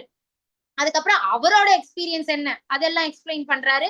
அப்புறம் கிருஷ்ணர் வந்து இந்த விஸ்வரூப தரிசனத்தை யாருக்கும் நான் காட்டுனது இல்ல, உனக்குதான் நான் காட்டியிருக்கேன் அப்படின்றதெல்லாம் சொல்றதுதான் அந்த 2 ஸ்லோகம். அப்புறம் அர்ஜுனர் வந்து மன்னிப்பு கேட்கிறாரு, எப்பேற்பட்ட கடவுள், முழுமுதல் கடவுள், இவர்கிட்ட நான் வந்து இப்படி எல்லாம் மரியாதை இல்லாம நான் நடந்துகிட்டேனே, பகவானே என்ன மன்னிச்சிருங்க அப்படின்னு சொல்லி அவர் வந்து மன்னிப்பு கேட்கிறாங்க. கடைசியா பகவான் வந்து தூய பக்தி தொண்டு பத்தி பேசுறாங்க. தூய பக்தி பண்ணா கண்டிப்பா அவரை ரீச் பண்ண முடியும் அப்படின்றத பகவான் வந்து சொல்றாங்க. ஹரே கிருஷ்ணா. நான் இதோட செஷன் முடிச்சுக்கிறேன். வாஞ்சா கல்பதருப்யஷ கிருபா சிந்துப்ய ஏவச்ச பதிதானாம் பாவனேபியோ வைஷ்ணவேபியோ நமோ நமஹ. அனந்த கோடி வைஷ்ணவ விருந்துக்கு. எல்லாரும் இருக்கீங்களா, தூங்கிட்டீங்களா? ஹரே ஜெய் ஜெய் ஜெய் ஜெய் ஜெய் ஜெய். ஜெய் மாதாஜி. ஸ்ரீல பிரபுபாதர் கி ஜெய். चैतन्य महाप्रभु की ஜெய். हरे कृष्ण महामंत्र की ஜெய். श्री राधा गोविंद की ஜெய். श्री राम लल्ला की ஜெய். भगवत गीता और भागवत ग्रंथों की ஜெய். गौर प्रेमानंदे ஜெய். बोल. ஓகே, தேங்க்யூ சோ மச் எல்லாரும் வந்ததுக்கு. இன்னைக்கு விஸ்வரூப தரிசனம் பார்த்திருக்கீங்க. அந்த அந்த நினைவோடவே இருங்க எல்லாரும். நாளைக்கு 12th சாப்டர் நம்ம பார்க்கலாம். ஓகேவா? ஹரே கிருஷ்ணா.